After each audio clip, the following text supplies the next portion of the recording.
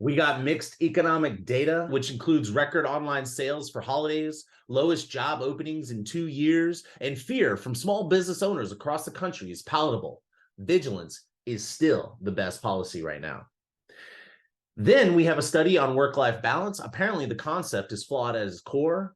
We've got some employee and employer information you do not want to miss. And last but not least, the percentage of people who think money can buy happiness is shrinking. Let's find out why. Okay, welcome back to the Hairdresser Strong News. And what does it have to do with you? I deliver weekly news that is relevant to you, your business, and your clients, from economic to tech and other juicy stories. I will create and editorialize current news that you could better understand your business and customers, while also giving you current events to discuss with clients. All right, let's dive right in. I'm going to share my screen, and if you're listening on podcast, you can just follow along with those links in the description below, or you can just listen up because I'm going to explain it all to you. Okay, our first piece today is on Statista. It's titled Holiday Season E-commerce in the US Statistics and Facts. And it says that in 2023, holiday online retail sales in the U.S. accounted to nearly $254 billion, with the most money spent on Cyber Monday. And this year, Cyber Monday was the biggest online shopping day in U.S. history, and revenue figures hitting approximately $12 billion US dollars. Super positive news, huh? All right, next. The latest, this is Business Insider, and it's by Phil Rosen, titled "There Haven't Been This Few Job Openings in 2 Years." It's exactly what the Fed's been hoping for. And the bullet points here is U.S. job openings in October fell to their lowest level in 2021. So that's huge because the Fed's been waiting for that. We've been talking about the labor market getting tight. So like, it doesn't say that people are losing their jobs. Unemployment isn't going up, but the amount of jobs available is shrinking, meaning that the power dynamic is shifting between employee and employer, as well as signs that the economy is getting tight. Okay, so let's scroll down here. It says here that the latest job opening figures reinforce the case for a soft landing scenario. Soft landing is meaning no recession. And there's a big fear when the inflation went up so much and the Fed was raising the rates that would induce a recession, and they're trying to avoid that with this term called a soft landing. Job openings are moving higher, yet the unemployment has remained relatively low. So that means that, and it's even actually gone down. Inflation has gone down, unemployment has stayed low, but job openings have reduced, which sounds like a soft landing to me. Sounds like things are kind of figuring it out without having to crash. It says the decline in opening brings the number of job openings per unemployed Americans to just 1.3, the lowest since August of 2021, well below its March 2022 peak of 2.0. So earlier, or not earlier, but at one point we had 2 jobs for every unemployed person, which impacted the power dynamic between employees and employers. That actually caused inflation to go up even more because everyone was jumping from job to job and increasing. They were jumping from job to job, which enabled them to increase their salary because every time they would move, they would want more money. So wages went up. So that has a lot to do with inflation. Like, we had the supply chain issues from COVID, but then when wages went up, and wages don't come down, so they're considered sticky. They stick around for a while. Okay, next. This is called the Small Business Weekly Forecast by Thomas M. Sullivan, the Vice President of Small Business Policy in the U.S. Chamber of Commerce. They say that, according to their numbers, 13% of small business owners say the economy has improved. 13. 40% are neutral, but guess what? 47%, almost half of small businesses say the economy has gotten worse. However, they do say down here, 57% of small businesses think that next year will be better. So what camp do you sit in? Do you think that the economy is worse than it was a year ago, but it's going to be better next year? Or a combination or something different? I'd love to hear from you. Use the link in the description, which will take you to the Instagram version of the story, where I would love to hear from you. If you're watching on YouTube, you can just leave the comment below. All right. So this also says that 63% of small business owners say interest rates are impacting their business. So interest rates coming down won't happen for a while, unless like you see unemployment skyrocket or bankruptcies ensue. So that is the economic updates. So now let's get into the interesting news. I would love to hear comments on what you think about the economy. I think it's really important to listen to you because I'm speaking directly to people in this industry, and these are macro numbers. It includes everybody. Okay, so check this out. This is a story you've probably been waiting for. This is from Fortune.com on Yahoo Finance by Jan Thier. Is titled "The Push for Work-Life Balance is Fatally Flawed." According to a 100-page report and survey of 5,000 workers, it's all about the power of choice. Okay, so I'm going to read a paragraph to you to kind of give you some understanding of this. So this is like, well, how do they record? How do they figure this out? I always got to look. Every time you see a survey or report, you got to try to figure out some information on how they collected it, because you know what they say, liars figure and figures lie. You can make the numbers and statistics look like anything you want. So let's check this out. It says that according to a new report from corporate wellness platform GymPass, in conjunction with Northwell Health on the state of work-life wellness, their survey of 5,000 plus full-time workers didn't reveal a clear answer to the question of where today's best place to work actually is. Instead, the spread was fairly even among workers who prefer remote, hybrid, and in-office work. That showed that the key of mental wellness, rather than the location itself, is the ability to choose. If you're thinking right now, why are you telling me this? I don't know. This doesn't have anything to do with salons. There's no hybrid work or work from home. And it's like, this is true. Okay, this is true.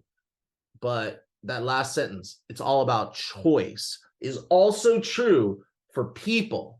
Okay, so what they're saying is they try to ask this one question, but it turns out they were able to infer this other information. It's all about choice.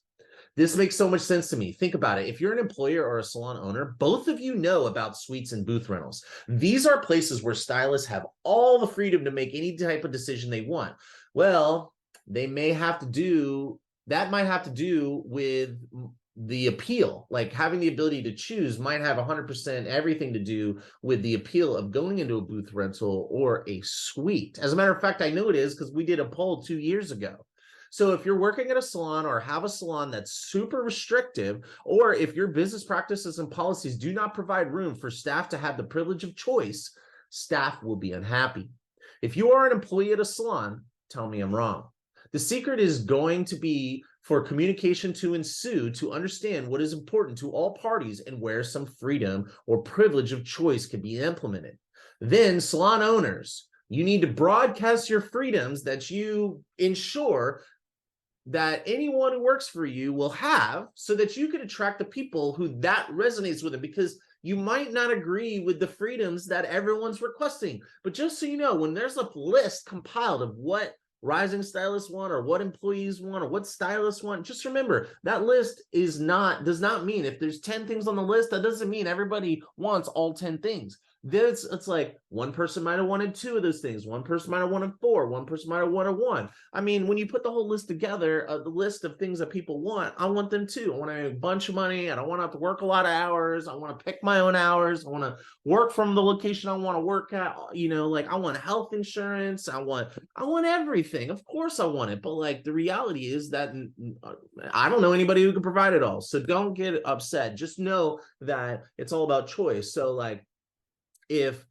you can't afford to provide certain things, but you can give people the ability to pick their schedule, I don't know, or have some sort of conversation with them where it's a negotiation where they're being part of this conversation and having choice about their schedule. Just an example. And if you're an employee or a stylist, like I want to hear from you. What freedoms do you want? Leave a comment below. And if you're listening on podcast, there's a link in the description which will take you to the Instagram version of this story where you can comment and we can interact. I want to hear from you. Okay. Now that I'm going to digress here. So expecting the majority of people who apply or that you hire to see all the incredible value of your salon is a terrible delusion that will set you up for anxiety, anger, and failure. Just because you built it doesn't mean they'll come. And if you know the movie reference, please hit like right now. I would love to hear your thoughts, especially if you disagree or have a different take. Now, okay, so for the work-life balance argument, because we didn't talk about work-life balance, like this whole thing was like, well, work-life balance is flawed. So I'm going to read a couple paragraphs for you to help explain it. Jim Pass's findings indicate that the push for work-life balance is fatally flawed. According to Maxine Carrington, Chief People Officer at Northwell Health, in the report, says our professional experiences cannot be tended to separately from our life.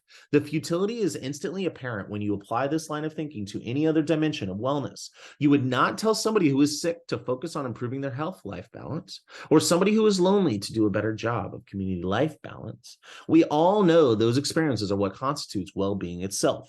Occupation well-being is no different. So some of you might interpret this a little differently than I do. How I interpret what she's saying is that balance is mostly talked about in the amount of time you spend at each place. Well, I only want to work 6 hours a day. I will sleep 8 hours. That's 14 hours. I need an hour to get up in the morning. That's 15 hours. I need an hour to like get to bed at night. That's 16 hours. And then I'm left with 8 hours, maybe 2 in the morning to like get ready for work, and then 4 at night or 6 at night after work, which is my math right? That sounds like a lot of time. Sorry. Okay, anyway, the point is here is that it's not necessarily about time. It's more about like having a work where your life at work is healthy is the most important thing to consider. So like, just because you work 8 to 10 hours a day, 5 days a week, doesn't mean that you don't have healthy work-life balance. Because if you're thinking just about the amount of time you spend at work, then that's a fatally flawed concept. Of course, let me know what you think. I'd love to hear from you. Moving on. Workers value their own well-being in much greater numbers these days. Nearly all 93% of respondents said their well-being is equally important, and 87% who would consider leaving a job that didn't prioritize their well-being. That's a 10% jump in both of those numbers. So it's increasing where people's well-being is being more important. In fact, nearly all 96% of respondents said going forward, they're only going to consider companies that share their clear emphasis on well-being. And no, that doesn't just mean a free subscription to Calm app or Quiet Space in the office. It means sincere structural design that puts the employee before the work output. I would love to hear what you think about that statement. Put the employee before the work output. That's really interesting. You know, Richard Branson at Virgin Airlines says that you put your employees first and they'll take care of your customers. And it's an old school vibe to say that customers first before the employee, just so you know. But that's a hot debate. Maybe we should have like a open discussion about that. In today's day and age, prioritizing well-being and mental health is no longer optional. It's a critical investment. Companies that will be most successful in 2024 will be the ones that recognize the profound impact of wellness initiatives on employee satisfaction and productivity. And I will continue to say that if there is a recession, and we see the economy break, and all of a sudden it's hard to get a job, if you're an employer who decides, well, now I don't have to give a rat's butt about my employees' well-being because they're desperate to make money, which is probably going to happen. Like, I'd be surprised if that doesn't happen, where the dynamic completely shifts and where employees who are searching for wellness and well-being are like just desperate to make money. And then we go back to this other state. I don't think we'll ever go back, by the way, but I do think that if you're a business owner and you're only making changes because it's hard to hire people and the situation changes and you got people lining up the door to take the job, if you turn around and change it, that it's going to be detrimental, because remember, the downtrend in the economy doesn't necessarily need to last a long time. And then you're going to be bruised from when people leave you later. Okay, so please share your thoughts by using the link below. It'll take you to our Instagram version of the story so you can comment. Okay, last but not least, this is the last article here. It's from MoneyWise on Yahoo Finance by Sarah Louise. Almost 75% of millennials and 67% of Gen Z say money can buy happiness. What are the younger generations thinking? I think that's funny. So while the title tells you that more than 50% of people think money can buy happiness, this article goes on to explain that with Gen Z, the amount of people has dropped who think that way. So how are they thinking about money differently? And why wouldn't they think money can buy happiness? I'm just kidding. Okay, no, I'm just joking. Okay, so let me read a couple paragraphs for you here to help you understand what's exactly happening. Now, an increased income doesn't necessarily mean you fixed all your problems. More money we come across, the more problems we see, Biggie. Yeah. For example, 58% of Gen Z and 55% of millennials say that happiness means having a good work-life balance. So even if you've secured a job with a great salary that brings you more financial stability, it's also important you have time to relax. So it's going back to time. That's interesting. I do think time is an important part of work-life balance, but I do think that people need to put more onus on healthy life at work. That's all I'm saying. I mean, I know we're saying all the same thing. It's just like nuances, semantics, but like we're all heavily influenced by what we see and read online. And I think it'd be nice if people added caveats to things. Over 6 in 10 respondents in the survey say it's crucial to get good money advice in order to have financial happiness, whether you're preparing for retirement or trying to pay off your debts. So retirement planning, that's a whole nother conversation. I think it's really important. And I think that's the important thing here to take away from all this is give people their choice and prioritize health and well-being, and don't put money first. Let me know what you think. I'd love to hear from you. It's easy for me to say that. It's harder for you to accept it. I know, but I want to hear you say it. So click on the link below or leave a comment on YouTube. Thank you for watching. I hope you got something of value from this. If you did, please give us a rating and follow or subscribe. Also, please follow the links to our social media and follow, like, and comment. It helps support us and it doesn't cost you anything. And until next week, have a wonderful weekend and a bumping Saturday. All right.